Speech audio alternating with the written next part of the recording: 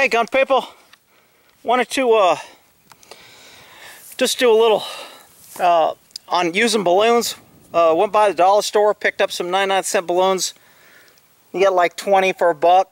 So for a few bucks you get 100 balloons, and come out here, blow them up pretty easy. Set them up in different areas, and then you can practice either your picking colors. You can have someone holler out yellow, blue, red, and then that makes you think. You can tell yourself if you're out there, you can go out there and draw and just pick your head. Okay, I'm going to draw and shoot for a yellow one. There's 2 blue ones, so I'm going to draw and shoot both blues. You can use your sights. You can practice on your point shooting. The wind's picking up, so I got to be careful they don't blow away. You can use a thumbtack to stick them on a tree if you want. Tie them to a piece of fishing string. I've got these just kind of stuck out there laying in the grass. I'll probably pop more than I got out there. So I'm going to, hopefully I'm in camera here.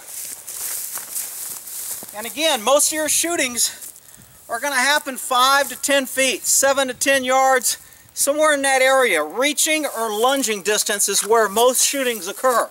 So when you're training, I'm not a big long distance trainer in accuracy. It's good to be able to do it. It's good to be able to use your sights and make that headshot when you have to. But for this, I'm just going to practice on drawing my gun and double tapping the head. Now I may get the first shot. If I wanted to draw my gun, take my time, and get first shot pops on every balloon, I could do that. But to me, that's not very challenging. So I want to be able to draw my gun and get a round off while I'm drawing and see if I can point shoot and get me a shot. Then if I miss after the first double taps, I'll slow down, use my sights, and make an aim shot. But in a crisis, I'm not going to be worried about that. If I'm fearful for my life and somebody's coming up with me, first thing I'm doing, drawing and putting off 2 rounds, and then I'm going to start aiming. But I'm going to try to get it rounds off as quick downrange as possible, or down to my target area and get hits. So I'll try that white balloon first. I'm going to just draw real quick and take a shot off that white balloon right underneath the yellow one.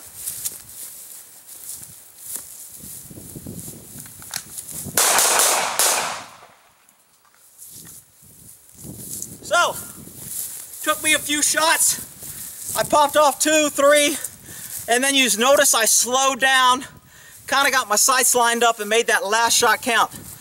Now I'm going to draw and use my sights and get my first shot, but watch how long it takes to get that first range down. So I'm going to take the yellow balloon out. And I don't know how far I am. So you got an idea. Arm's distance. 4, 5, 6, I don't know, 7, 8 yards maybe. So I'm going to draw, make my shot count, and take time to get my sights on target before I get a round off. Watch how long it takes once I draw. So, would that be okay? Well, yeah. I think in a crisis, if that was a situation where I shot somebody, I drew and I got 1 shot to the head, I'm going to have a harder time in court explaining that I was in fear for my life and I just shot. Whereas if I was really fearful of my life and I drew and put 2 rounds and maybe got 1 here, maybe missed 1, and then the 3rd shot went to the head, that to me would make a reasonable person think he was really in fear because he was shooting and he missed. I'm not saying miss intentionally. I'm not saying that at all. All I'm saying is, if you're out here shooting and moving, and you'll notice when I draw, I always try to take a step. I don't like to stand flat-footed like they teach you at a range or in a lane and draw and shoot. I don't like doing that. I like drawing and moving, either left or right, either backwards, either backstepping. In a rare situation, I may draw and come forward, but I want to be moving and doing those things. So now I'm going to try for 2 shots, and I'll go for the blue and the pink, and I'm going to call this more of a spray and pray to where I'm throwing rounds. I might throw a couple more rounds in my gun so I don't run out. And hopefully you can see those 2 balloons there, the yellow and the pink one. And let me see how many rounds I got in this thing. I think I got 5 or 6 rounds, which is probably plenty, but just in case, I'll put a few in here so I don't run out in the middle of the drill. So I already know this is what's called an admin load. Sometimes people will do this on a range to where I know I've got one in the chamber, so I'm going to pop my mag out, top it off, and then reload my mag. And now that's called, they just call it, in the police, they call it an admin load. So if everybody's on a range and you don't know how many rounds you got, you don't have to pull your gun out, clear it, empty it, lay it down, do all that crap. You can just tell everybody, do an admin load. That way you don't have to clear the range, nobody's drawing their gun. They're merely leaving it in the holster, pulling the mag out, loading some rounds, and sticking it back in. So, I'm going to take out the pink and the blue balloon, and I'm going to, in my mind, I am going to be fearful, moving, running, spraying and praying, throwing rounds downrange. Now, I'm not throwing them willy-nilly all over the place. I'm throwing them in the area of the threat. I'm just not aiming and really taking my time and going bang, bang. Because when somebody's shooting at you or you're really scared, that doesn't work. Most people go in a fetal position and they run and move. So I'm going to actually be moving while I'm shooting to keep moving out of the way of these 2 bullets. And see how many rounds it takes me to take these blue and this pink out. Alright, here we go. I don't know if I'm in range here.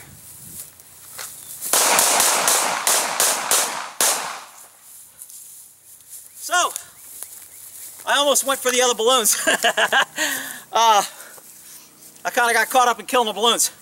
You notice how it took me a lot of shots on that blue, and most people aren't going to post videos where they miss. I never really agreed with that.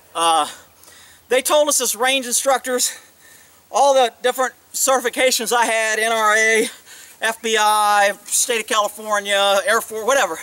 All the certifications, they always told the instructors, don't shoot in front of your students because if you miss, you'll lose credibility. Look, everybody misses.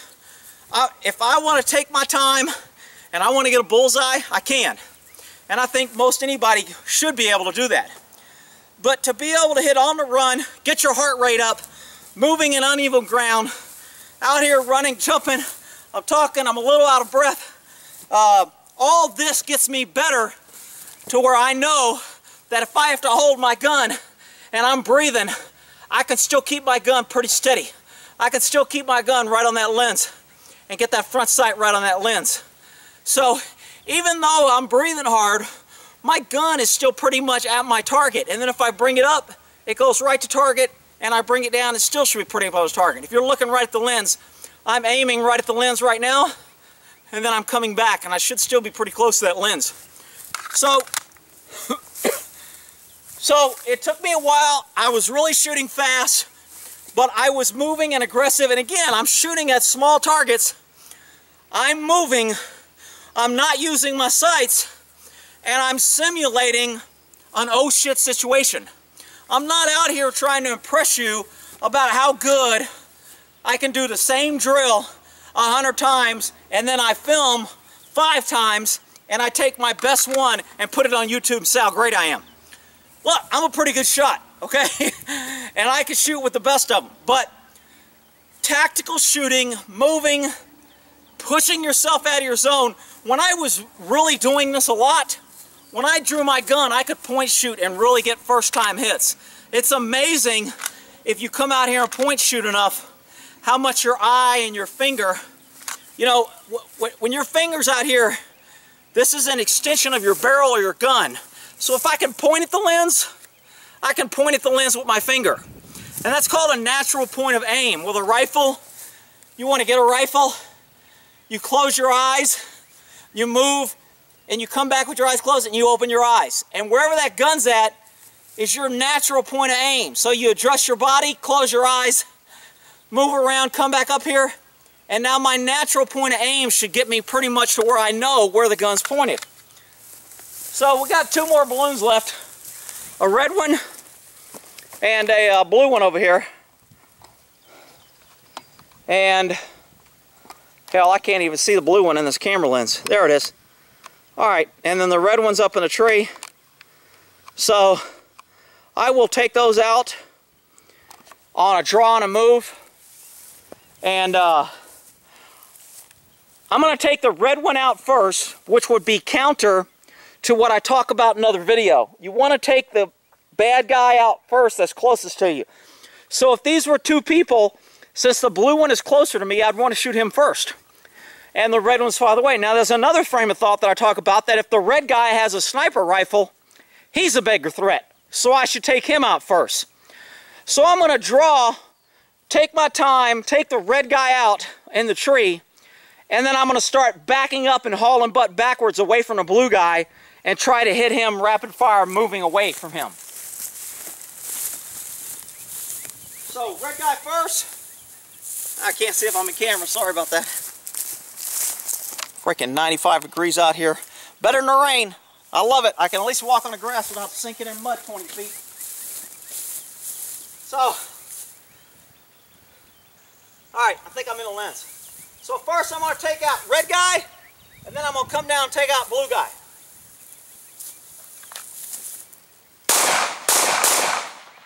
Oh shit! So, I knew my gun went out of rounds.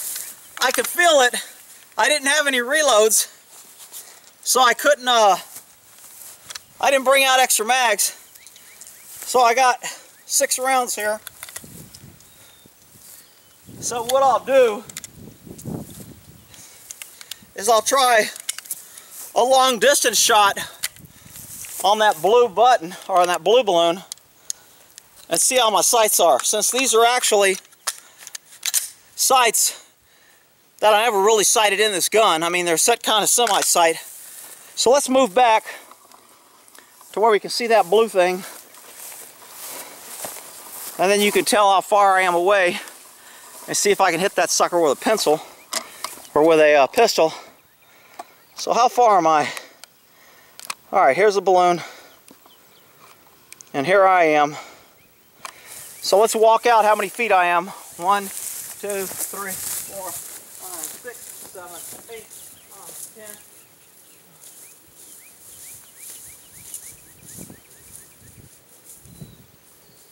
Yeah, 21 yards or so. Sometimes my step is a yard, sometimes it's not. So I'm behind the camera, so I'm probably at 22, because I don't want to get the bullet too close to this camera here. So I'm probably at 22 or 23 feet. I'll go ahead and pull this gun out, take one shot, see if I can't take that balloon out with one shot. Alrighty, well, I think I got it. I'm not sure, but I think I got it. Alright, it's gone. So that's a little drill you can do. Again, if I want to take my time, pull my gun, go one easy shot, I can. If I don't, then I can go rapid fire. I think I have 4 rounds left. I'm not sure, I don't have anything to shoot at a distance. I'm just going to get rid of these rounds.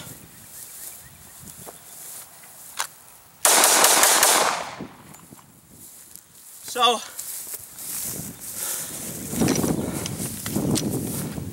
that's shooting balloons and working on your aim, point shooting. You can do it with your aim, you can do distance, you can do close in, you can do movement. Balloons are just a really good target because, let me get these earplugs out so I'll stop yelling. Balloons are a really good target because they allow you to get immediate feedback when you get a hit, because it disappears. So there's not, did I hear a ting, did I miss it, what kind of hit? If you're hitting a balloon, and those balloons are all smaller than the head, so it's not like they're big like a chest. Those balloons are smaller than a head, so if you can hit those, then you're going to be able to hit a headshot or a body shot fairly easy. And you always train small, miss small. If you train big, you miss big. People out there shooting these big old targets, all proud that they're getting hits and they're all over the target.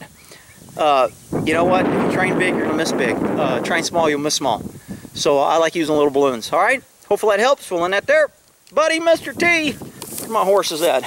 I did a horse video earlier, but they're kind of, they're like, dude, You're shooting that damn gun. Leave us alone. I think that might be one out there. Hell, I can't even see him. All right, we'll end that there.